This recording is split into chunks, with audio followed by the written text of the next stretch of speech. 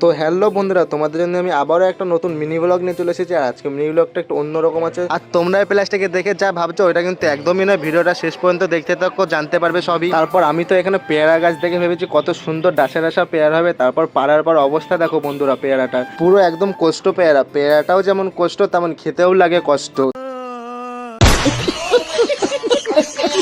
তারপর আমাদের এখানে মঙ্গল দাদার অ্যাক্সিডেন্ট হয়ে গেছিলো আগের দিন। সামনে কুকুর ছিল, কুকুরটাকে বাঁচাতে গিয়ে অ্যাক্সিডেন্টটা হয়ে গেছিল। তারপর ও আমায় বলে যে ভিডিও করছিস। আমি বললাম হ্যাঁ, অনেকদিন পর আবার ব্লগ ভিডিওটা শুরু করলাম। তারপর ও আমায় দেখাচ্ছিল যে গাড়িটা কোথায় কোথায় ভেঙেছে বা কোথায় কোথায় বেঁকিয়ে গেছে, এসব আমাকে দেখাচ্ছিল। তারপর গাড়িটা চালিয়ে গ্যারেজের দিকে নিয়ে যেতেই গাড়ির উপরে দেখো কে বসে আছে। তারপর এখানে গ্যারেজের দাদাটা দেখছিল যে কোথায় কি অসুবিধা হয়েছে গাড়িটা। আর তখনই আমি মঙ্গলকে এই কথাটা জিজ্ঞাসা করলাম, খুব কষ্ট হচ্ছে? ਹੱਸਦੇ ਚਿਹਰਿਆਂ ਦਾ ਮਤਲਬ ਇਹ ਨਹੀਂ ਹੁੰਦਾ ਕਿ ਉਹਨਾਂ ਨੂੰ ਕਦੇ ਕੋਈ ਤਕਲੀਫ ਨਹੀਂ ਹੁੰਦੀ।